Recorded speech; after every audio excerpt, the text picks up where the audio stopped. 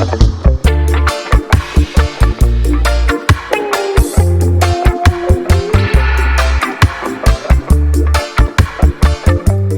back, everybody. Thanks for joining me in the record room. My name is Doug. If you are new to the channel, thought I would come on here with a bit of a quick listening update, old school YouTube style. Some pulls from the collection that I've been spinning recently. Got some new arrivals to share with you all as well. It's been a long, dreary fall over here already. Lots of wind, lots of long, rainy days. I've been in kind of a slump, low energy, low motivation. I've definitely needed some musical injections to keep me going. So without further ado, we'll get right into it. Hot off the turntable just now, Brian Auger, Julie Driscoll, and the Trinity open. This has kind of got a double flip cover. Julie on what I like to think of as the front, and Brian on the back. Brian Auger, very R&B, jazz organ. Julie on vocals with kind of a rock edge, so sits kind of right at the intersection of those genres. Hard to classify, but definitely sounds of swinging 1967 London here. I usually try and listen to this one by Halloween for the tracks Black Cat and Julie's cover of Donovan's Season of the Witch. Didn't quite get to it in time this year, but better late than never. Still goes with the autumn season, with the leaves changing color and falling. Brian Auger, Julie Driscoll, and the Trinity. This is, I believe, an original Canadian press on Marmalade. First discovered this album through a later reissue that I picked up a while back. It's been a regular listen ever since.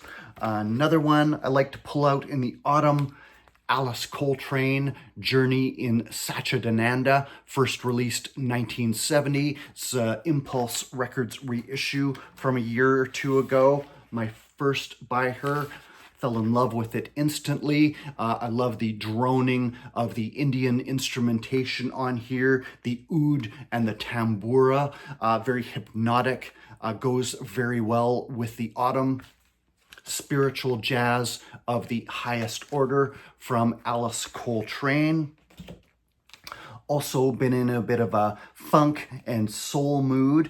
Picked this one up in 2023. Don't think I got around showing this one at this time. Came out for Record Store Day that year from Soul Jazz Records, a reissue of a funk album originally released in 1973. So that would be its 50th anniversary. Just an aside, had my 55th birthday a few days ago. Thanks to everybody that reached out to me on Facebook with birthday wishes. This one is Ripple, kind of an obscure funk band from Michigan. I think they later relocated to the South, Atlanta, if I'm not mistaken. Only recorded 2 albums, of which this is the first, originally released 1973. This is a 2023 reissue from Soul Jazz Records for RSD, kind of psychedelic cover art.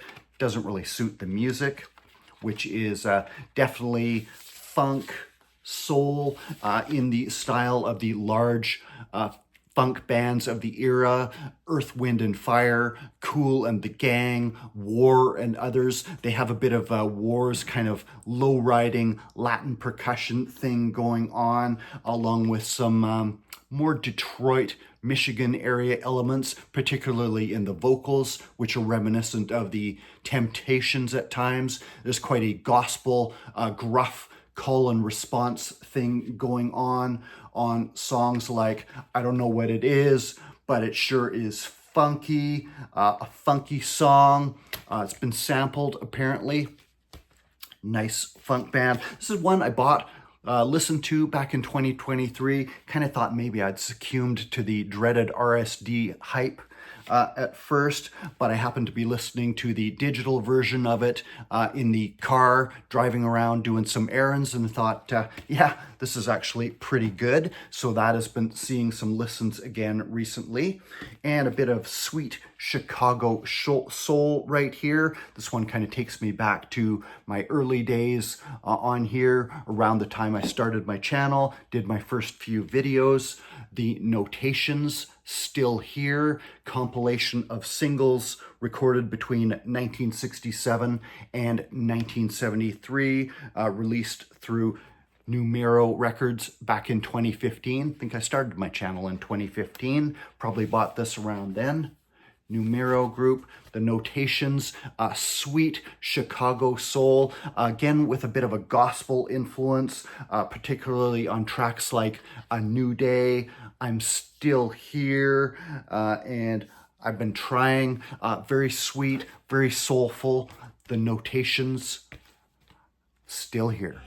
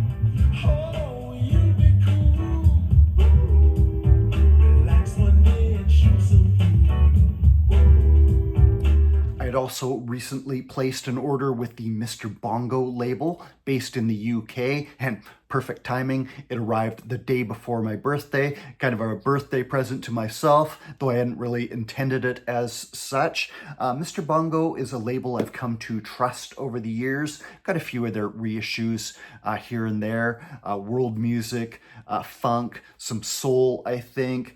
I really appreciate it when you can come to trust a label, that they're presenting something that you might want to check out, have the chance to own in your collection, always done with nice quality. So I had gone into a bit of a Brazilian wormhole in the summer months, was pulling out all the Brazilian records I have in my collection again. Don't have a huge amount, maybe like half a cube or so, but decided to check out some new things and picked up some Mr. Bongo reissues. First up was one I had checked out on streaming, dug it, made a note to pick it up when I got the chance. It is the Mr. Bongo reissue of Pedro Santos, Krishnanda, originally released in Brazil in 1968. The original, horrendously rare and expensive. This is the Mr. Bongo reissue again from a couple of years ago. Awesome cover art there. I saw a Discogs comment that called this Lee Perry meets Martin Denny. A bit disingenuous perhaps, but it does have a bit of a exotica flavor. Sounds like kind of a Martin Denny and his band might have taken a wrong turn, ended up in some remote corner of the Amazon jungle, jamming with a lost tribe there. Has a very tribal feel to it, with some bird sound effects and things like that, some instrumentals and vocals. I think it's been sampled quite a bit. Pedro Santos, Krishnanda, very hard to categorize, but sits very nicely alongside Tribo Masahi by Embajador. This is not one from the Mr. Bongo order, but one I already had in the collection. Very tribal, ritualistic sound to this one that compares nicely with the Pedro Santos. This is another one I'd streamed first. Really dug the arrangements, the sound of it. It is originally released in 1970, 71-ish. This is Gila, it's pronounced. Gila, samba, bit of jazz elements in the arrangements as well. This is actually not from Mr. Bongo, though I did get it from them. but it was reissued in 2019 by Far Out Recordings, her only album. She was apparently killed in a car crash shortly after this release. Very zesty vocals, full of verb, full of sass, with quite jazzy samba backdrops going on. Backing music by Os Grilos backing band, The Crickets in Portuguese. Gila, the only album by this singer. Now, what had really spurred me to dig back into my Brazilian music in the summer was these couple of reissues from Mr. Bongo, contemporary Brazilian music. Ana Frango Elétrico, Little Electric Chicken Heart, originally came out around 2018-ish, I believe, 2019 maybe, kind of caught on internationally due to being promoted by YouTube, the Anthony Fantano's YouTube channel, but was very hard to get on a physical release, only released on vinyl in Japan, I believe. But 2024 summer, Mr. Bongo put it out again for a wider audience, got the translucent blue edition. Ana Frango Elétrico, kind of at the heart of a resurgent Rio de Janeiro creative scene, weaving in elements of Brazil's musical past with a more contemporary sound. Ana Frango kind of at the center, a lightning rod for that scene. And I also got the follow-up album, which I cannot pronounce the title of. I call it the Tiger album. This is from a couple of years later, just black vinyl on this one, both put out by Mr. Bongo. Again, mixing traditional Brazilian elements of MPB, Música Popular Brazil, the pop music of Brazil, with samba, with local folk traditions, with kind of a more updated sound, some electronic clubby type elements on this album in particular, but very traditional elsewhere. Lots of live musicians, string sections, live horns, just that wonderful Brazilian sound, the arrangements. I'm a bit hesitant sometimes at my age to invest in new or current music, but that one I actually enjoyed a lot more than I thought I would. Kind of got stuck in my listening rotation to the point where I was just listening to those albums every few days, and kind of got me in mind to keep an eye out for some more recent Brazilian music. So when Mr. Bongo announced that they were putting out this album, I thought I would grab it. This just came out the end of October 2024, brand new music. It is Dora Morellenbaum. PK is the name of the album, her debut album. I got this one on translucent red vinyl, Mr. Bongo release, brand new music. Dora Morellenbaum comes from a musical family. Both her parents are Brazilian jazz musicians. Her dad's a cellist and a composer and arranger, I believe. Her mother, a singer, so she's been in music all her life. Very sultry, smoky, delicate vocals, light as a feather, but there's some real muscle in the musical arrangements, jazz funk bass lines all the way through, giving it a very funky feeling, but very smoky, kind of seductive vocals, all in Portuguese. Dora Morellenbaum, PK, brand new album for 2024. And that led me into checking out Dora Morellenbaum. I had heard that she was in another band before that, so I checked them out, ended up getting their album as well, only album they've put out so far.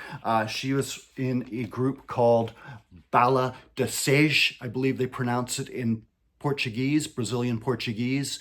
Their album Sim Sim Sim. This came out originally in Brazil in 2022, went on to win a Latin Grammy Award that year. The band toured as far afield as Europe to support it before kind of splitting off to pursue solo projects such as Dora Morellenbaum's solo album. She is one of 4 members of the group, I believe, 2 guys and 2 girls. Cool insert here. I should have used this as the cover. It's much cooler. It's Dora there, and that's Julia Mestre with the trademark bangs. There's also Zé Ibarra and Lucas Nunes. They had come together during COVID lockdowns in Brazil. I've heard that they were all schoolmates, went to school together, and all pursued music individually as adults. They had all been booked to a music festival individually in 2020, 2021 maybe, but the festival ended up being canceled due to pandemic lockdowns. They decided to take the opportunity to work on music together as a group, quarantined themselves in an apartment in Copacabana, began writing songs, performing together on live web streams, and eventually backing up other artists, and finally recording their own debut album, Sim Sim Sim, which translates to yes, yes, yes. And that sense of positivity kind of perfectly sums up the music. Again, this is a blending of traditional Brazilian elements, something of the Tropicalia movement of the late 1960s. You can tell by some of the wild outfits, the makeup, the androgyny going on there, with Brazilian MPB of the 1970s, just sunny, upbeat.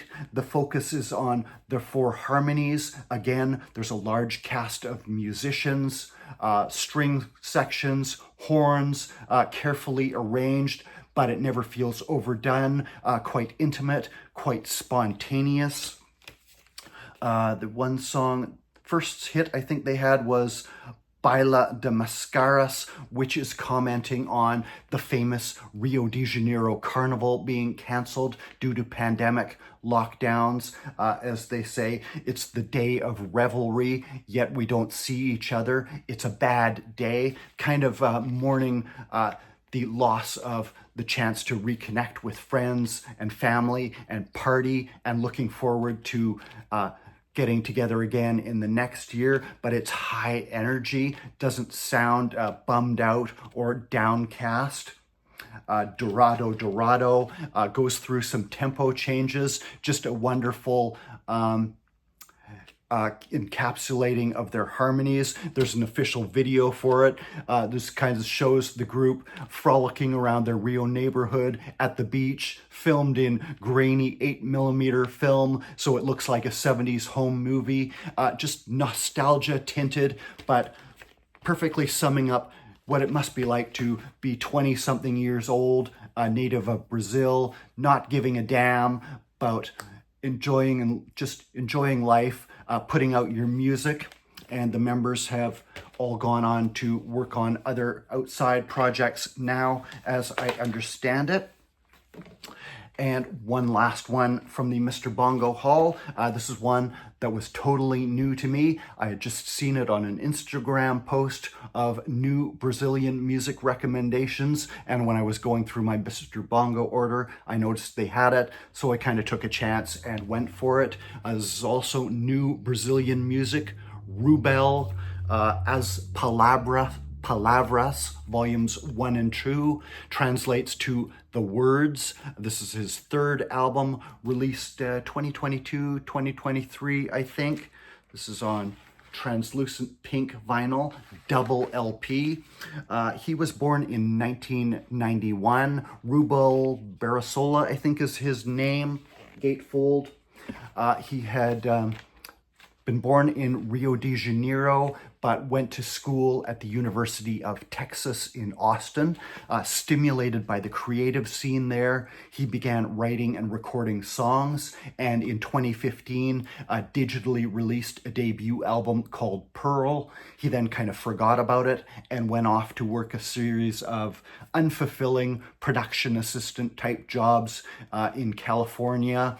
But 2 years later, he learned that the album had gone viral back in his home country of Brazil, prompting him to return back there and focus more fully on his music. This is his third album. Finds, again, like all these other modern Brazilian albums, it's a fusion of traditional elements with a more updated contemporary sound. Get the feel of this being quite ambitious in scope. Don't fully understand the lyrics, of course, which are all in Portuguese.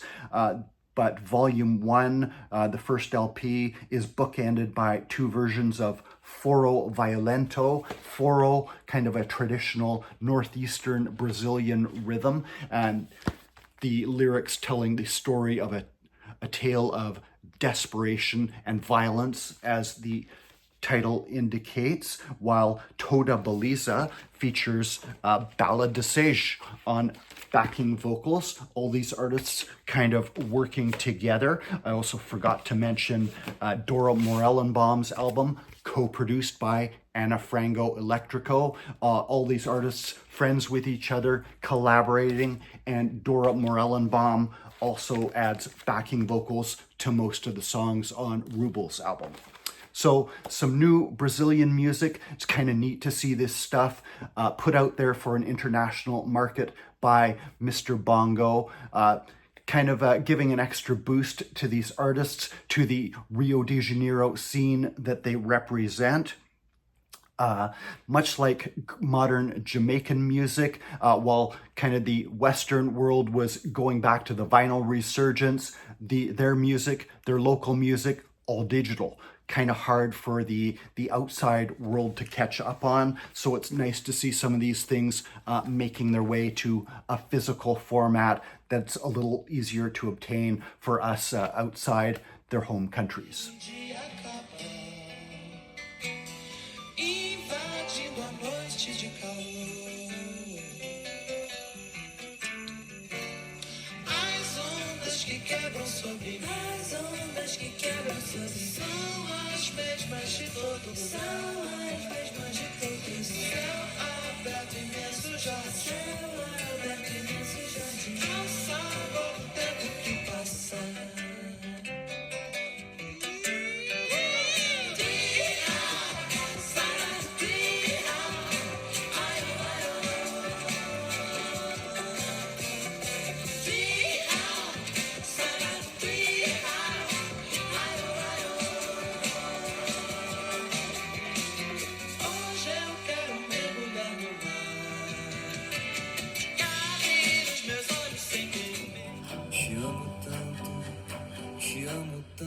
Todo dia, toda beleza.